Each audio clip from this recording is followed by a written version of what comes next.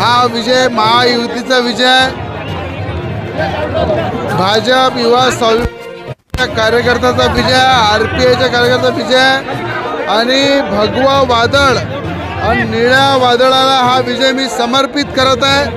की ज्या पद्धतीनं अमरावती जिल्ह्यामध्ये अचलपूर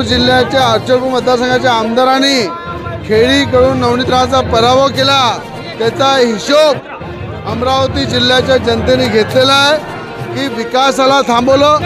एक अमरावती जिल्ह्याचं नेतृत्व नवनीत राणा त्यांना थांबवलं, म्हणून आज हा संपूर्ण विजय भगवा वादळ आणि निळ्या वादळाला मी समर्पित करताय की हा विजय अमरावती जिल्ह्याच्या जनतेचा विजय, अमरावती जिल्ह्याच्या लाडक्या बहिणींचा विजय, शेतकऱ्यांचा आहे, शेतमजुरांचा आहे, सर्वसामान्य जनतेचा आहे, व्यापाऱ्यांचा आहे। हा विजय संपूर्णपणे मी या ठिकाणी भगवा वादळ आणि निळ्या वादळाला समर्पित करत आहे आणि या विजयाला जनतेने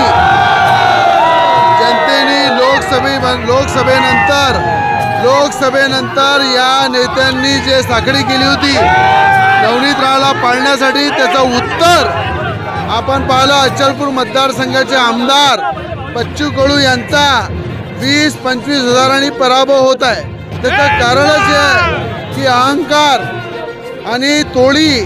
आणि एकामेकाच्या सुपाऱ्या घेऊन पाळापाळीचं राजकारण हे जनतेला आवडलं नाही आहे, म्हणून त्या ठिकाणी अचलपूर मतदारसंघात सुद्धा हिशोब केलेला।